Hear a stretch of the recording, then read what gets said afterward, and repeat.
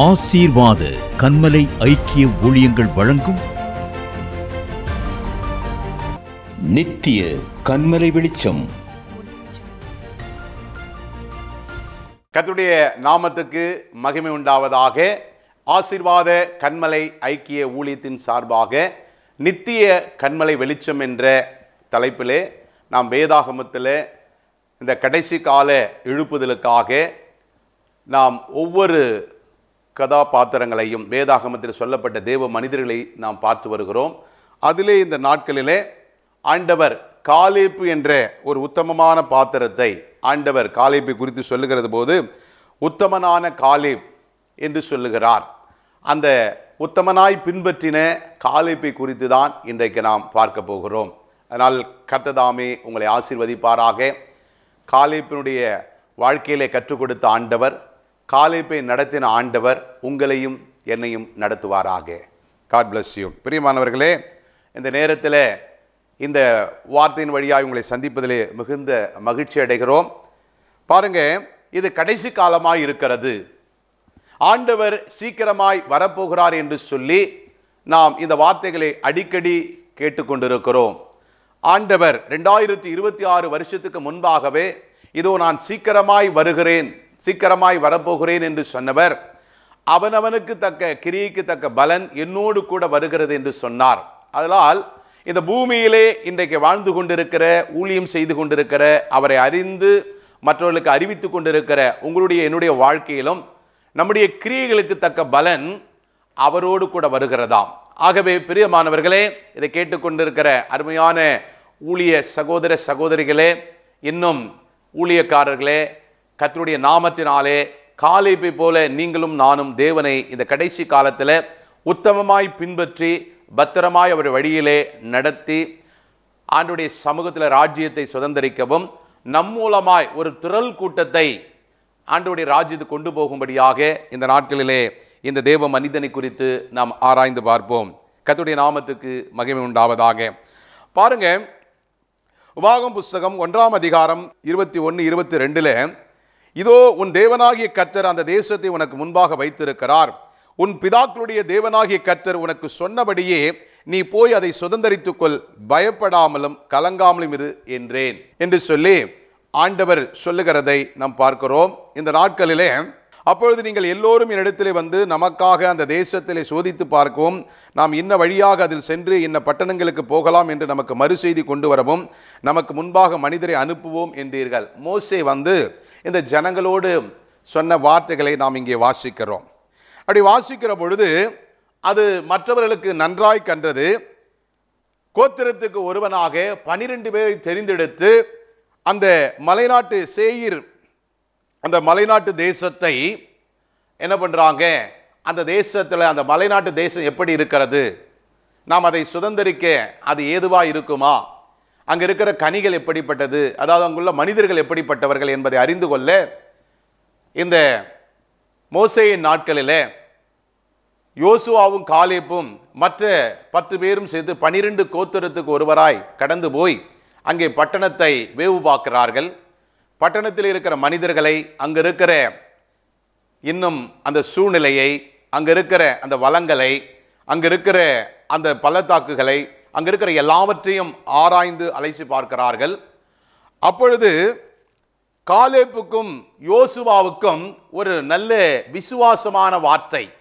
இந்த 10 பேரும் வந்து சொல்லுகிறார்கள். என்ன சொல்லுகிறாங்க? 10 பேர்ல 12 பேர்ல 10 பேர் துர்செய்தியை கொண்டு வருகிறார்கள்.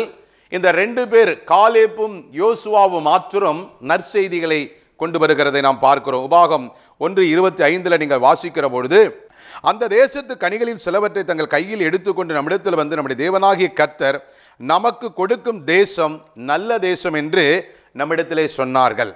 அப்படி இருந்தும் பாருங்க, மோசே இந்த ஜனங்களிடத்திலே சொல்லுகிறார். அப்படியே அவங்க 12 பேர்ல 2 பேர் மாத்திரம் வந்து சொல்றாங்க, அது நல்ல தேசம், அது நல்ல வாழ்வதற்கும் ஆசீர்வதிக்கப்பட்ட ஒரு தேசம், அங்க இருக்கிற கனிகள், அங்க இருக்கிற சூழ்நிலைகள், அங்க இருக்கிற காரியங்கள் நமக்கு உகந்ததா இருக்கிறது, ஆண்டவர் நமக்கு வாக்கு பண்ணின பாலும் தேனும் ஓடுகிற கானான் தேசத்தை போல் இருக்கிறது என்று சொல்லி அவர்கள் அந்த தேசத்தை மிகவும் ஆசீர்வாதமாக எண்ணுகிறார்கள். ஆனால் பாகம் 1:27 உங்கள் கூடாரங்களிலே முறிமுறுத்து கர்த்தர் நம்மை வெறுத்து நம்மை அழிக்கும் பொருட்டாக நம்மை எமோரியன் கையில் ஒப்பு கொடுக்கும்படி நம்மை எகிப்திலிருந்து புறப்பட பண்ணினார். நாம் எங்கே போகலாம்? அந்த ஜனங்கள் நம்மை பார்க்கிலும் பலவான்களும் நெடியவர்களும் அவர்கள் பட்டணங்கள் பெரியவைகளும் வானத்தளவு மதிலுள்ளவர்களுமாய் இருக்கிறது என்றும் ஏனாக்கியரின் புத்திரர் எங்கே கண்டோம் என்று நம்முடைய சகோதரர் சொல்லி நம்முடைய இருதயத்தை கலங்க பண்ணினார்கள் என்று மோசே சொல்லுகிறதை நாம் பார்க்கிறோம். பிரியமானவர்களே, இந்த நாட்களில் ஆண்டவர் இந்த கடைசி காலத்தில் தேவனுடைய ரட்சிப்பை குறித்தும் ராஜ்யத்தை குறித்தும் ரட்சிப்பின் சுவிசேஷத்தை குறித்தும் ராஜ்யத்தின் சுவிசேஷத்தை குறித்தும் உங்களுடைய சபையில் உங்களுடைய ஸ்தாபனத்தில் உங்களுக்கு கொடுக்கப்பட்ட ஊழியத்தில் உங்களுக்கு கொடுக்கப்பட்ட ஆண்டவர் தரிசனத்தில் உங்களுக்கு வைத்திருக்கிற சித்தத்தில் திட்டத்தில் நீங்கள் ஒரு கூட்டத்தை நீங்கள் சேர்ந்து ஒரு தேசத்தை ஒரு பட்டணத்தை ஒரு கிராமத்தை சுதந்திரிக்க போகிற பொழுது பாருங்க, 10 பேருக்கு 2 பேர், 12 சீசர்கள்ல ஒருத்தர், இப்படி நீங்க பார்க்கும் பொழுது பார்த்தீங்கன்னா 12 பேருக்கு 2 பேர் தான் அங்கே உத்தமாய் கர்த்தரை பின்பற்றுகிறார்கள், ஒரு விசுவாசத்தோடு இருக்கிறார்கள். 10 பேரும் அங்க இருக்கிற சூழ்நிலை, அங்க இருக்கிற மனிதர்களை ராட்சதர்கள் என்று சொல்லி அங்க இருக்கிற மற்ற சூழ்நிலையை பார்த்து, அந்த பட்டணங்களை பார்த்து, அந்த மதில்களை பார்த்து இவர்கள் பயந்து கலங்கி நடுங்கி திகைக்கிறார்கள். இவர்கள் திகைத்தது மாத்திரமல்ல, சோர்ந்து போனது மாத்திரமல்ல, கலங்கினது மாத்திரமல்ல, மோசேயை வந்து கலங்க செய்யும்படியாக இஸ்ரவேல் ஜனங்கள் இருதயத்தை தண்ணீரை போல அவர்கள் கலங்கத்தக்கதாக இவர்கள் வந்து அங்கே ஒரு பயத்தை உண்டாக்குகிறார்கள். அதனால்தான் மோசே இப்படிப்பட்ட காரியங்களை அந்த ஜனங்களுக்கு சொல்லி வந்து, அப்ப என்ன பண்ணீங்க, நீங்க அந்த தேசத்தை சுதந்திரிக்கல, அப்பொழுது நான் உங்களை நோக்கி நீங்கள் கலங்காமலும் அவர்களுக்கு பயப்படாமலும் இருங்கள். உபாகம் 1:30 உங்களுக்கு முன் செல்லும் உங்கள் தேவனாகிய கர்த்தர் எகிப்திலே உங்களோடு இருந்து உங்கள் கண்களுக்கு முன்பாக செய்த எல்லாவற்றை போலவும் வனாந்தரத்திலே செய்து வந்தது போலவும் உங்களுக்காக யுத்தம் பண்ணுவார். அது மாத்திரமல்ல, ஒரு மனிதன் தன் பிள்ளையை சுமந்து கொண்டு போவது போல நீங்கள் இவ்விடத்திற்கு வருகிற வரைக்கும் நடந்து வந்த வழிகள் எல்லாவற்றிலும் உங்கள் தேவனாகிய கர்த்தர் உங்களை சுமந்து கொண்டு வந்ததை கண்டீர்களே. 32ஆம் வசனத்தில் உங்கள் தேவனாகிய கர்த்தர் நீங்கள் பாளையம் இறங்கத்தக்க இடத்தை பார்க்கவும் நீங்கள் போக வேண்டிய வழிகளை உங்களுக்கு காட்டவும் இரவிலே அக்னி சம்பமாகும் மேக சம்பமாகும் கொண்டு வந்தாரே, அதெல்லாம் மறந்துட்டீங்களா? அப்ப இவ்வளோ அற்புதங்களையும் இவ்வளோ அடையாளங்களையும் இவ்வளோ அதிசயங்களையும் வனாந்தரத்திலே செய்து வந்த பொழுதும் இந்த ஜனங்கள் தேவனை மறுதலித்தார்கள், மறந்தார்கள், அவிசுவாசமாய் அவர்களை விசுவாசியாமற் போனார்கள். மனிதர்களை பார்த்து பயந்து நடுங்கி கலங்கினார்கள், மற்றவர்களையும் கலக்கப்படுத்தினார்கள். அல்லேலூயா. இன்றைக்கு பார்த்து கொண்டிருக்கிற அருமையான சகோதரனே சகோதரியே, உடைய வாழ்க்கையில உங்க குடும்பத்தில் உங்களுடைய ஊழியத்தில் கர்த்தர் உங்களுக்கு வைத்த தரிசனத்தில் பார்த்தீங்கன்னா அநேகர் உங்க சபையில் இருக்கிறவர்களா இருக்கலாம், கூட ஊழியம் செய்கிறவர்களா இருக்கலாம். நீங்க கர்த்தருக்குள்ள இருந்தா, கர்த்தர் உங்களுக்குள்ள இருந்தா, கர்த்தர் வாக்குத்தத்தத்தை பெற்று கர்த்தருடைய தரிசனத்தை பெற்று கர்த்தருடைய வார்த்தையின்படி நீங்கள் ஒவ்வொரு அடியும் எடுத்து வைப்பீர்கள் என்று சொன்னால் கர்த்தர் உங்களோடு இருந்து அவர் செய்யும் காரியம் பயங்கரமாக இருக்கும். ஒருவேளை உங்களை நீங்கள் சார்ந்து கொண்டு உங்க மாம்சத்தை சுயமுயற்சியை உங்களுடைய சுயசித்தத்தை நீங்கள் செய்ய முற்படுவீர்கள் என்று சொன்னால் உங்களுக்கு பயம் வரும், நடுக்கம் வரும், கலக்கம் வரும். அரசியல்வாதியை பார்ப்பீங்க, அரசாங்கத்தை பார்ப்பீங்க, அதிகார வர்க்கத்தை பார்ப்பீங்க, தனக்கு முன்பாக இருக்கிற அநேக தடைக்கற்களை பார்ப்பீங்க. ஆனால் அந்த காலேப்பு யோசுவாவும் அதை படிக்கற்களாய் மாற்ற நினைக்கிறார்கள். பிரியமானவர்களே, உங்க ஊழியத்தில் இன்றைக்கு இதை பார்த்து கொண்டிருக்கிற அநேக ஊழியர்கள், அநேக ரட்சிக்கப்பட்ட விசுவாசிகள், அநேக கிறிஸ்துவ குடும்பங்கள், இன்னும் ஆண்டவரை அறியாத வெகுஜனங்கள் கூட என் வாழ்க்கையில ஒரு வெற்றியே கிடையாது, எதை பார்த்தாலும் எனக்கு பயம், எதை பார்த்தாலும் ஒரு அவிசுவாசம், எதை பார்த்தாலும் ஒரு நம்பிக்கை இல்லை. ஏனென்றால் சூழ்நிலை எனக்கு ஒரு காரியம் சாதகமாக இருக்குதுன்னா பல காரியம் பாதகமாக இருக்கிறது மாதிரி தெரிகிறது, அதனால எனக்கு ஒரு நம்பிக்கை வரலன்னு நினைச்சிருக்கிறீங்க. ஆண்டவர் இன்றைக்கு உங்களை பார்த்து சொல்லுகிறார், நீங்கள் பயப்படாமலும் கலங்காமலும் இருங்கள். ஏனென்று சொன்னால் இந்த காலேப்போடும் யோசுவாவோடும் இருந்த ஆண்டவர் உங்களோடு இருப்பாராக. ஏன்னா நீங்கள் ஒரு காரியத்தை மனிதனுடைய சாயலாக, மனிதனுடைய சிந்தையாக, மனுஷனுடைய பார்வையில பார்த்தீங்கன்னா அது அற்பமானது. நீங்கள் கர்த்தருடைய பார்வையில பார்த்தீங்கன்னா அது அசாத்தியமானது. அதனாலதான் காலேப்பு ஆண்டவருடைய பார்வையிலே பார்த்தான், ஆண்டவருடைய விசுவாசத்திலே பார்த்தான். காலேப்பு என்று சொன்னால் சுத்த இருதயம் உள்ளவன் என்று அர்த்தம். காலேப்பு என்று சொன்னால் பலசாலி என்று அர்த்தம். காலேப்பு என்று சொன்னால் உறுதியாய் பின்பற்றுகிறவன் என்று அர்த்தம். அப்ப அவன் உறுதியாய் கர்த்தரை பிடித்து கொண்டவனாய், உறுதியாய் அந்த யெகோவா தேவனை நம்பினவனாய், உறுதியாய் அந்த மேசியாவை நம்பினவனாய் இருந்ததுனால தான் அவர் கொடுத்த வாக்குத்தத்தம் பொய் சொல்லாது. ஏன்னா ஆண்டவர் வாக்கு பண்ணி தான் எகிப்திலிருந்து நம்மை அழைத்து வந்தார் என்பதில் காலேப் உறுதியாய் இருந்தான். பிரியமானவர்களே, இதை கேட்டுக்கொண்டிருக்கிற அருமையான தேவனுடைய பிள்ளையே, அருமையான ஊழியக்காரரே, அருமையான ஊழியக்கார சகோதரியே, கர்த்தர் உன்னை எங்கோ ஒரு பட்டணத்தில் நீ பிறந்து, ஏதோ ஒரு கிராமத்தில் பிறந்து, இந்த சென்னை பட்டணத்துக்கு இருக்கலாம், இல்ல இந்த இந்தியாவில் ஏதோ ஒரு மூலை, ஏதோ ஒரு பட்டணத்தில் இருக்கலாம், கிராமத்தில் இருக்கலாம். ஆண்டவர் இந்த இடத்துல கொண்டு வந்திருக்கிறாரே, நமக்கு முன்பாக ஏனாக்கீர் இருக்கிறார்களே, ராட்சதர்கள் இருக்கிறார்களே, நாம் அவர்கள் பார்வைக்கு முன்பாக வெட்டுக்கிளிகளைப் போல இருக்கிறோமே, அவர்கள் பெலிசர்களைப் போல இருக்கிறார்களே, நம்ம அவர் பார்வைக்கு தெல்லு பூச்சியை போல இருக்கிறோம் என்று சொல்லி நீங்க கலங்கி கொண்டிருக்கிறீங்களா? ஆண்டவர் இன்றைக்கு உங்களை பார்த்து சொல்லுகிறார், கலங்காதே, திகையாதே, நான் உன் தேவன், உன்னோடு இருக்கிறேன். நீ எதுக்கு பயப்படுற? நீ எதுக்கு கலங்குற? உன்னை நம்பியா இந்த ஊழியத்துக்கு வந்தேன், உன்னை நம்பியா இந்த தரிசனத்துக்கு வந்தேன், உன்னை நம்பியா இந்த மக்களுக்கு சேவை செய்ய வந்தேன், உன்னை நம்பியா பரலோக ராஜ்யத்துக்கான வேலை செய்ய வந்த, என்னை நம்பி வந்த ஆண்டவராகிய இயேசு கிறிஸ்துவை நீங்களும் நானும் நம்பி வந்திருக்கிறோம். அழைத்தவர் உண்மையுள்ளவர். வானம் பூமி ஒழிந்து போனாலும் அவருடைய வார்த்தை ஒரு நாளும் மாறாது. கர்த்தர் ஒருவருக்கு வாக்கு பண்ணினார்னா வானமும் பூமியும் ஒழிந்து போனாலும் வேறு ஒரு வானத்தையும் பூமியும் உண்டாக்கியாவது தன் வார்த்தையை நிறைவேற்றுகிற வல்லமையுள்ள தேவன் நம்ம ஆண்டவராகிய கர்த்தர். மனுஷனால முடியாதது தேவனால கூட. நீங்க எதை பார்த்தாலும் தேவனுடைய பார்வையிலே, கர்த்தருடைய பார்வையில, ஆண்டவராகிய இயேசு கிறிஸ்துவுடைய பார்வையில, பரிசுத்த ஆவியானவருடைய வழிநடத்தலே நீங்கள் பார்க்கிற பொழுது அது உங்களுக்கு லகுவாய் மாறும். எனவேதான் இந்த காலேப்பை குறித்து ஆண்டவர் சொல்லுகிற பொழுது இவர்கள் இப்படி சொல்லுகிறார்கள். அப்ப அவர்களுக்குள்ள ஒரு விசுவாசம், ஆண்டவரை குறித்த, கர்த்தரை குறித்த ஒரு மேன்மை, ஒரு நம்பிக்கை, ஒரு திட விசுவாசம் அவருக்குள்ளே இருந்தது. நீங்க உபாகம் 1:25 சொல்லுகிறது போல கர்த்தர் நமக்கு கொடுத்த தேசம் நல்ல தேசம். பிரியமானவர்களே, ஆண்டவராகிய இயேசு கிறிஸ்து உங்களுக்கு கொடுத்த ஊழியம் நல்ல ஊழியம். கர்த்தர் கொடுத்த இந்த தேசம் நல்ல தேசம். கர்த்தர் கொடுத்த குடும்பம் நல்ல குடும்பம். கர்த்தர் கொடுத்த ஆத்துமாக்கள் நல்ல ஆத்துமாக்கள். கர்த்தர் கொடுத்த விசுவாசிகள் நல்ல விசுவாசிகள். ஆனால் நம்முடைய பார்வை தான் எப்படி இருக்கிறது? அந்த 10 பேரை போல இருக்கிறதா, இல்ல காலேப்பு யோசுவாவை போல உங்க பார்வை இருக்கிறதா? உங்க ஊழியம் வளரல, ஆத்துமா அறுவடை செய்ய முடியல, தரிசனத்தை நிறைவேற்ற முடியல, எல்லைகள் விரிவாக்கப்படல, இன்னும் இதோ இருக்கிற பட்டணங்கள், கிராமங்கள், நகரங்கள், குடும்பங்கள், பல ஜாதி மக்கள் இனங்களை நாம் கடந்து போய் ரீச் பண்ண முடியல. எங்கு பார்த்தாலும் பிரச்சனை, போராட்டம், அங்கு கலக்கம், நெருக்கம், உபத்திரவம், பாடு, அவமானம், நிந்தை, போனா கொலை செஞ்சிருவானோ, போனா எரிச்சிருவானோ, போனா நம்மை மடங்கடித்து விடுவார்களோ என்று சொல்லி பயந்து கொண்டிருக்கிறாயா? அந்த 10 பேருக்குள்ள இருந்த அவிவிசுவாசம் தான் உன்னை அப்படியே ஸ்தம்பித்து நிற்க வைக்கிறது.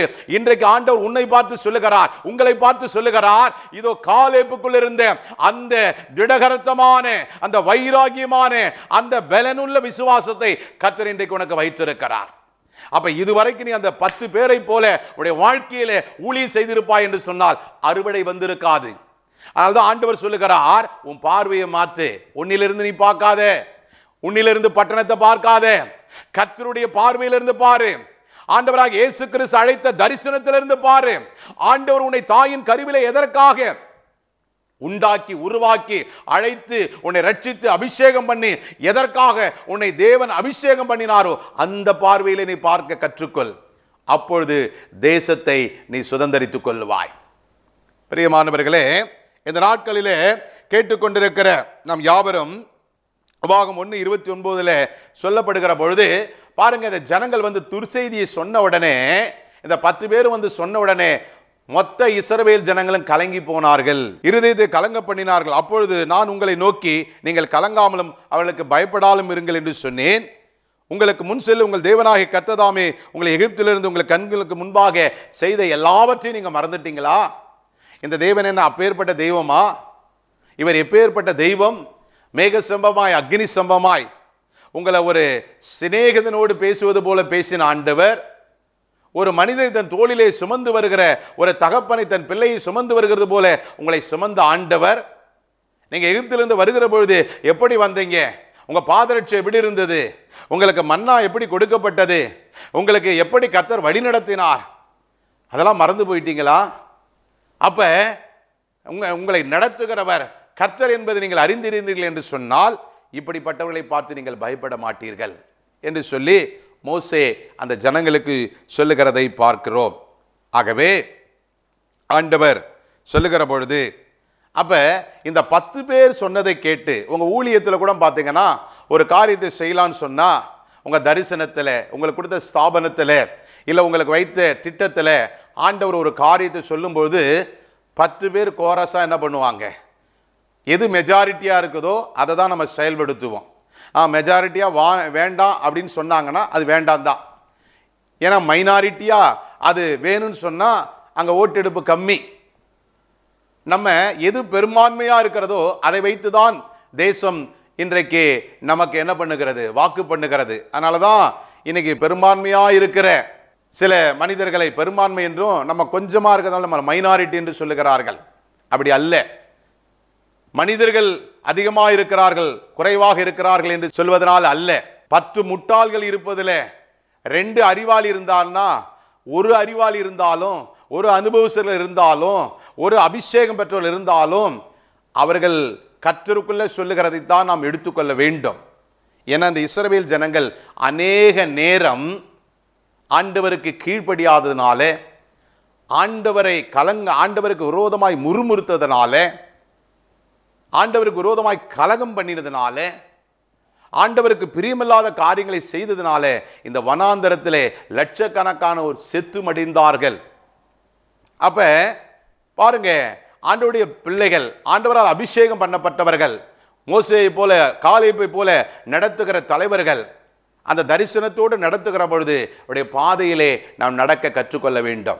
அதனால தான் பாருங்க, ஆண்டவர் சொல்லுகிற பொழுது இவ்வளோ நடந்தும் இந்த ஜனங்கள் என்ன நம்பல என்று சொல்லி ஆண்டவருடைய இருதயத்தில் ஒரு பாரமும் மறுபக்கம் கோபமும் வருகிறது. பழைய ஏற்பாட்டில் ஆண்டவர் கண்ணுக்கு கண் பல்லுக்கு பல். புதிய ஏற்பாட்டில் தான் ஆண்டவராக இயேசு கிறிஸ்து நமக்காக என்ன பண்ணாரு?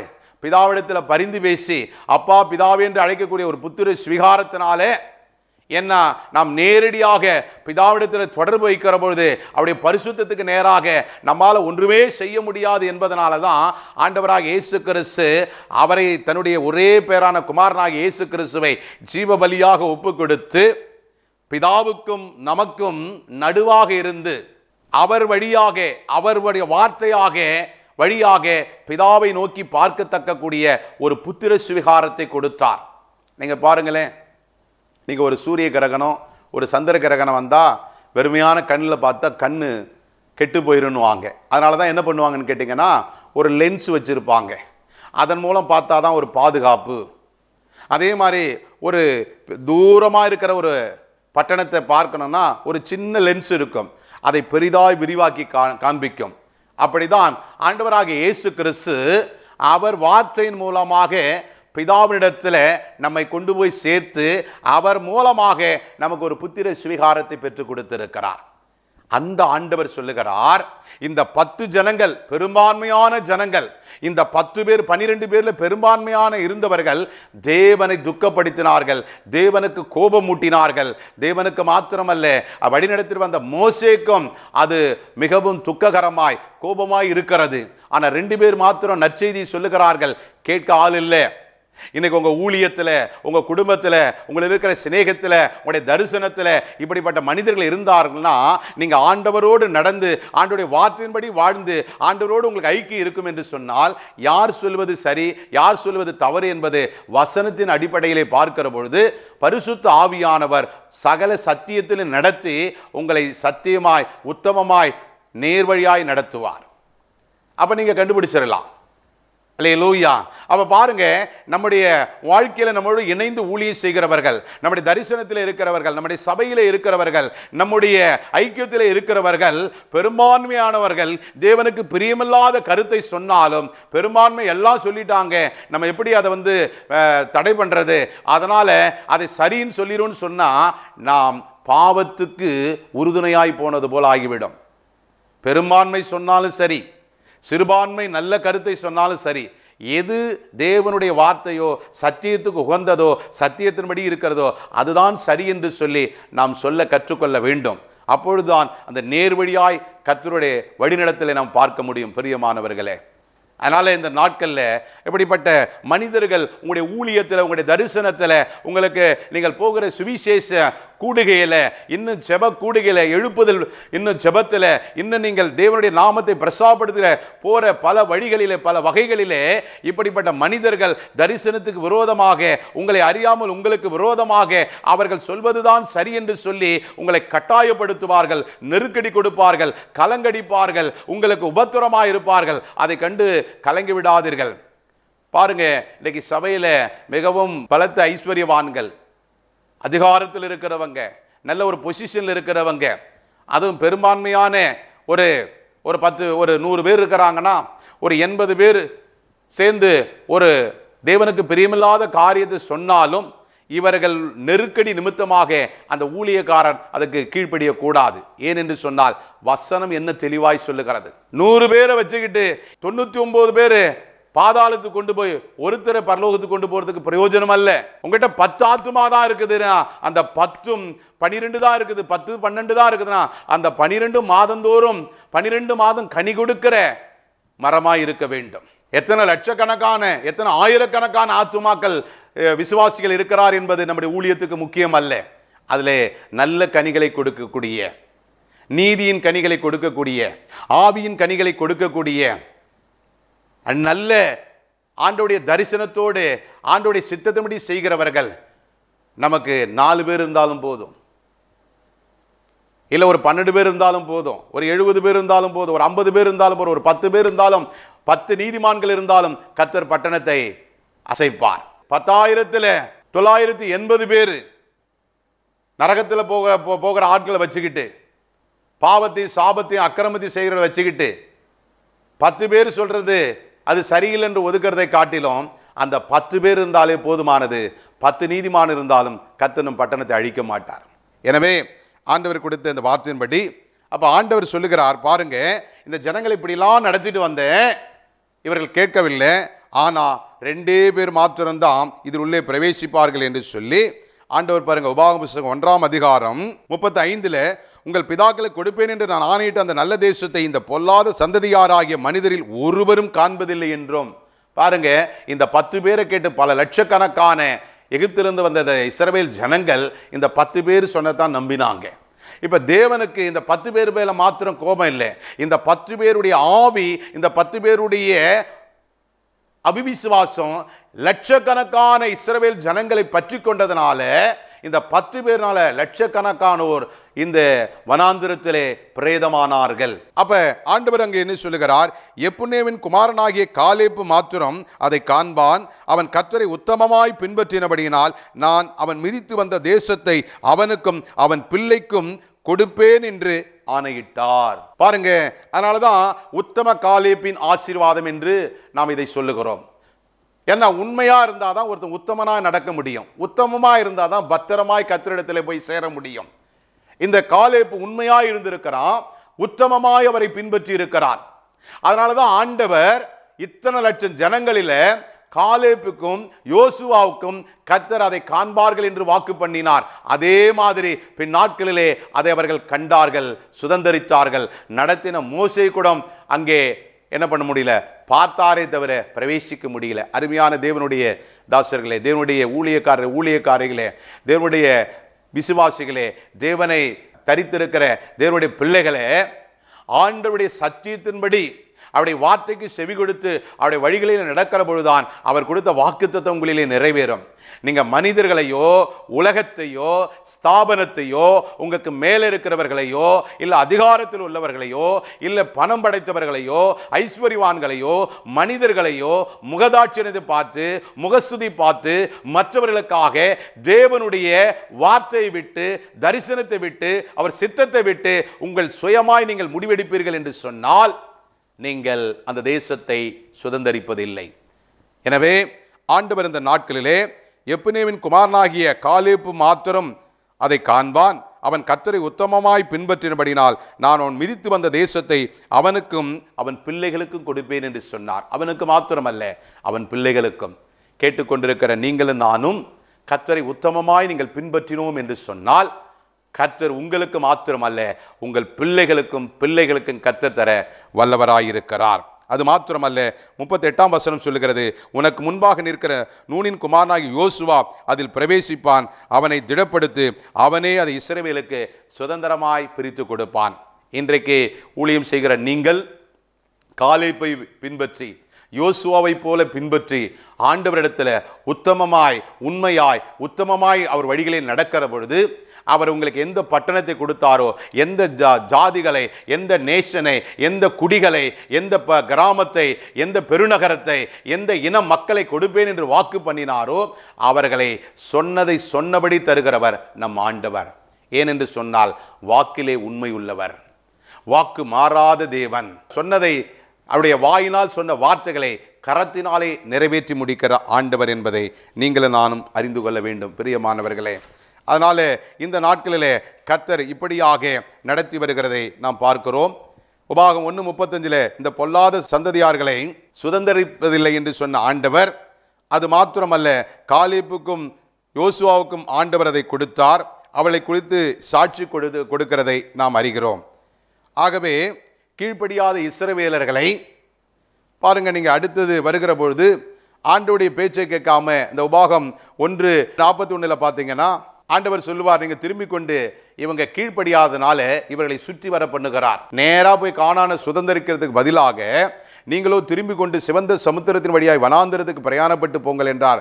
அப்பொழுது நீங்கள் எனக்கு பிரதி உத்தரமாக, கர்த்தருக்கு விரோதமாய் பாவம் செய்தோம், நம்முடைய தேவனாகிய கர்த்தரை எங்களுக்கு கட்டளையிட்டபடியெல்லாம் நாங்கள் போய் யுத்தம் பண்ணுவோம் என்று சொல்லி நீங்கள் யாவரும் உங்கள் ஆயுதங்களை தரித்து கொண்டு மலையின் மேல் ஏற ஆயத்தமாயிருந்தீர்கள். அப்பொழுது கர்த்தர் என்னை பார்த்து, நீங்கள் உங்கள் சத்துருக்களுக்கு முன்பாக முறிந்து போகாமலும் யுத்தம் பண்ணாமலும் இருப்பீர்களாக, நான் உங்களுக்கு நடுவே இரேன் என்று அவளுக்கு சொல்லி என்று சொன்னார். இப்ப அங்க பார்த்துட்டு வந்து சொன்னது மாத்திரமல்ல, இப்ப அவர்களுக்கு கர்த்தர் சொன்னார் என்று சொல்லி கர்த்தர் சொல்லாத காரியத்தில் இவர்கள் யுத்தம் பண்ண முற்பட்ட பொழுது, நாங்கள் இருக்க மாட்டேன், நீங்கள் என் பேச்சை மீறி போனீங்கன்னா முறியடிக்கப்படுவீங்க, அங்கே துரத்தப்படுவீர்கள், அங்கே இழந்து போவீர்கள் என்று சொன்னார். அப்படிதான் திரும்பி வந்து கர்த்தருடைய சமூகத்தில் அழுதீர்கள். கர்த்தர் உங்களை சத்தத்தை கேட்கவில்லை, உங்களுக்கு செவி கொடுக்கவும் இல்லை. பிரியமானவர்களே, இந்த நாட்களிலே ஆண்டவர் உங்களை எதற்காக அழைத்தார்? ஆண்டவர் சொல்லாத இடத்துல, ஆண்டவர் உங்களுக்கு காட்டாத ஊழியத்தை, ஆண்டவர் உங்களுக்கு அனுப்பாத பட்டணத்தில், ஆண்டவர் வைக்காத இடங்களிலே நீங்கள் போய் விதைக்கவும் அறுக்கவும் அதுக்கு ட்ரை பண்ணக்கூடாது. ஆண்டவர் உங்களை எங்கே நாட்டினாரோ, எந்த வழியிலே அழைத்தாரோ, எந்த பட்டணத்திலே நாட்டி இருக்கிறாரோ, எந்த தரிசனத்தை கொடுத்திருக்கிறாரோ, எந்த மக்களை சந்திக்க வேண்டும் என்று கொடுத்தாரோ, அதிலே நீங்கள் அவர் வழியிலே நடக்கிற பொழுது அவர் உங்களுக்கு ஜெயம் கொடுக்கிற தேவனாயிருக்கிறார். நாம் ஜெபிக்கலாம். அன்புள்ள தகப்பனே, இந்த நாட்களிலே இதை கேட்டுக்கொண்டிருக்கிற அருமையான ஏராளமான சகோதர சகோதரிகளுக்காக நன்றி செலுத்துகிறோம். அவருடைய வாழ்க்கையில கூட ஆண்டவரே ஆண்டவரே நடத்தி வருகிற ஊழியத்தில், ஆண்டவரையுடைய சபைகளிலே, ஆண்டவரே எத்தனையோ முயற்சி எடுத்தும் எவ்வளவோ பிரயாசப்பட்டும் இன்னும் ஆத்தும அறுவடை இல்லாம, ஆண்டவரே ஆசீர்வாதம் இல்லாம, ஒரு அற்புதம் இல்லாம, அதிசயம் நடக்காம சோர்ந்து போய் துவண்டு போய் வந்து ஆண்டவரே இந்த செய்தியை கேட்டுக்கொண்டிருக்கிற அருமையான ஊழியக்கான சகோதரனே சகோதரியே, அருமையான தேவனுடைய தாசர்களே, தேவனுடைய பிள்ளைகளே, வாலிபனே வாலிப சகோதரியே, இந்த நாட்களிலே கர்த்தருக்கு உன் வழியை ஒப்புக்கொடு. இதுவரைக்கும் நீ போன காரியங்கள் எல்லாம் கர்த்தருக்கு பிரியமில்லாம உன்னுடைய மன இஷ்டப்படி உன்னுடைய சுயபுத்தியின்படி சாய்ந்ததினாலே தோல்வியை கண்டிருக்கிறாய். காலேபை போல, யோசுவாவை போல உண்மையாய் உத்தமமாய் நீ பத்திரமாய் அவர் வழிகளில் நடக்கிற பொழுது கர்த்தர் உனக்கு ஜெயம் கொடுக்கிற தேவனாய் இருக்கிறார். கர்த்தருடைய நாமம் மகிமைப்படுவதாக. தகப்பனே, இந்த நாட்களிலே காலேபை போல இதை பார்த்து கொண்டிருக்கிற ஒவ்வொரு சகோதரனும் ஒவ்வொரு சகோதரியும் ஒவ்வொரு வாலிப பிள்ளையும் தன்னுடைய வாழ்க்கையில, ஆண்டவரே தன்னுடைய ஊழியத்தில், குடும்பத்தில், தனக்கு வைக்கப்பட்ட இடத்துல, இந்த கடைசி கால ராஜ்யத்தில், ஆண்டவரே ஆத்துமாக்கு அறுவடையிலே, ஆண்டவரே இவர்களுக்கு வைத்திருக்கிற பட்டணங்களிலே, கிராமங்களிலே, ஆண்டவர்களுக்கு வைத்திருக்கிற வழிகளிலே இவளை நடத்தி அந்த வழிக்கு செவி கொடுத்து, ஆண்டவரே கர்த்தருடைய ராஜ்யத்துக்கு அநேக ஆயிரமான ஆத்துமாக்களை கொண்டு செல்ல தேவன் பயன்படுத்துவீராக. தடைகளை மாற்றி போடுகிறவர் உங்களுக்கு முன்பாக கடந்து செல்லுகிறார் என்ற வார்த்தையின்படி சேனைகளின் கர்த்தர் உங்களோடு இருந்து உங்களுக்காக யுத்தம் பண்ணி உங்களுக்காக வழக்காடி உங்களுக்காக வழிகளை ஆயத்தம் பண்ணுகிறவர், உங்களுக்காக வழிகளை செவ்வை பண்ணுகிறவர், பாதைகளை செவ்வை பண்ணுகிறவர், உங்களுக்காக திறந்த வாசலை வைத்திருக்கிறவர். ஒருவனாலும் அதை மூட முடியாது, பூட்ட முடியாது என்று சொன்ன ஆண்டவர் இந்த நாளிலே தேவனுடைய பிள்ளைகள் ஒவ்வொருத்தரோடும் இருந்து அவருடைய காரியங்களை ஜெயமாய் வாய்க்க பண்ணும்படியாய் ஜெபிக்கிறோம்.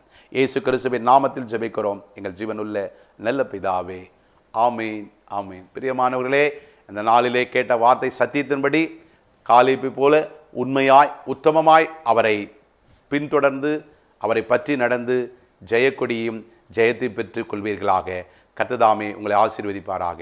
அன்பிற்குரியவர்களே, உங்கள் ஜெப தேவைகளுக்கும் மேலும் ஆலோசனைகளுக்கும் எங்களோடு நீங்கள் தொடர்பு கொள்ள எங்கள் முகவரி ஆசீர்வாத கன்மலை ஐக்கிய ஊழியங்கள், பிளாட் எண் 20, 3வது மாடி, ஜானகி நகர், அனெக்ஸ், காட்டுப்பாக்கம், சென்னை 56.